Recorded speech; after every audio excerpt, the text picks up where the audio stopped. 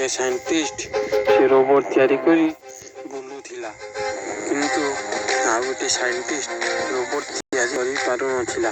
ସିଏ ଗଲା ତାର ଏକ୍ସପେରିମେଣ୍ଟ ଲ୍ୟାବ୍ ଭିତରକୁ, ଯେଉଁଠି କେମିକାଲ ଏକ୍ସପେରିମେଣ୍ଟ କରେ। ସିଏ ଏମିତି ଏକ୍ସପେରିମେଣ୍ଟ କ'ଣ କଲା, ସିଏ ଗୋଟେ ଜିନ୍ନାତ ଆସିଗଲା।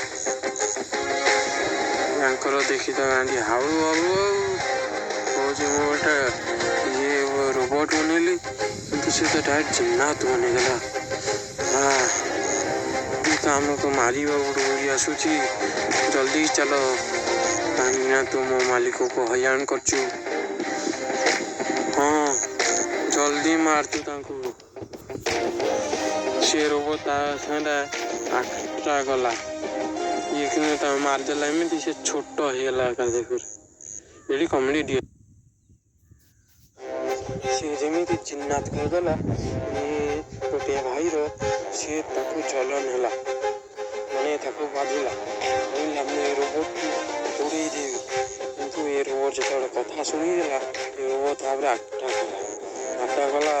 ସିଏ ଯାଇ ସେ ନଢ଼େଇଗଲା ଯେତେବେଳେ ରୋବୋଟ ମରିଗଲା। ଯେମିତି ଉଠି ଆସିଲା, ଏ ଜିନ୍ନାତ ଦିଆଥିଲା, କହିଲା ତୁ ମୋ ସାଙ୍ଗରେ ତତେ ତୁ ଯାହା କିଛି ଦେଇପାରୁନୁ ମୁଁ ଦେବି।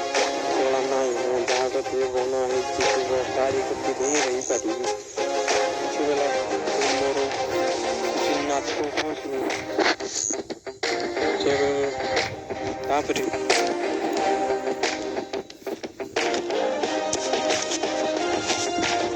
ତୁ ଶୁଣ, ମୁଁ ତାଠାରୁ ହାଇ ଜିନ୍ନାତ ବନେଇବି, ତତେ ଆସି ଦେଖେଇବି।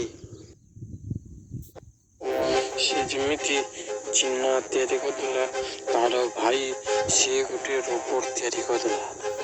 ଇଏ ଯେମିତି ଦେଖିଲା ତା ଭାଇ ଖତରନାକ ରୋବୋଟ ତିଆରି କରିଛି। ଏ ଜିନ୍ନାତ ତା ଆଗରେ ଯେତେ ବାହା ଦେଲେ ବି ସିଏ